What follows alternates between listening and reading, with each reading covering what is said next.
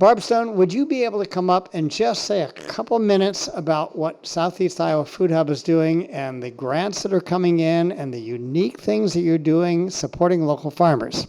It was actually the inception of the Southeast Iowa Food Hub, which is a project under the SLC, was very much pulled together due to Bob's interests and Faith Reeves and others on our board in 2014, late 2014, I believe is when it began.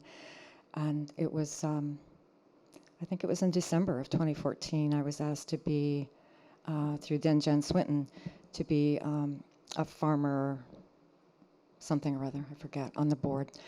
And I had just was completing and winding down a 5-year project at the Marshy World Peace Vedic Organic Greenhouses, which are just north about 6 miles, 3 acres under roof that I managed for a time. And I grew up on farms and ranches in the Midwest and out west, and so it was deep in me.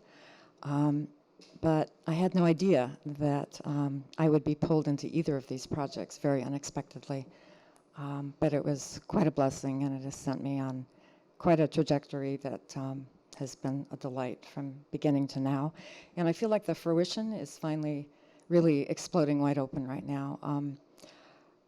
After the Food Hub stopped, or paused, I should say, aggregating and distributing food locally in Jefferson County for a few years, I'd been continuing to work in this space statewide and locally, staying in touch with farmers and advising some farmers, particularly when the farm that I used to manage transitioned to another owner and a new farm manager. He had been one of our former gardeners there, and he was our best gardener. And now this is his 4th season farming there, and it's been his best season so far. And I've been particularly focused on him, finding new markets for him. And then since last December, a huge opportunity came our way through this network of people that I work with, other Food Hub managers around the state of Iowa.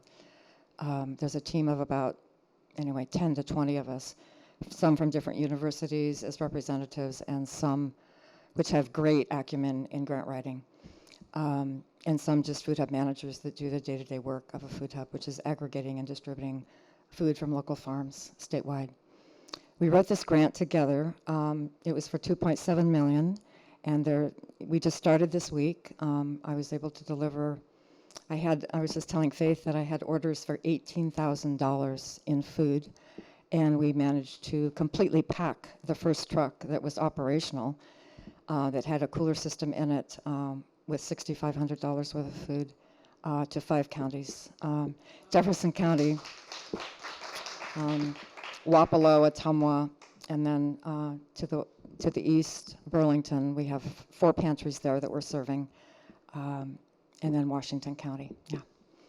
So, and we're continuing to bring in, they're called community partners. So this grant is providing access to local food at no cost to people in need right now. And this is pandemic relief money coming under the Build Back Better. But something even more exciting around this is happening through the USDA, and that is through the big lessons that we learned from the COVID pandemic, is that our food systems are extremely fragile.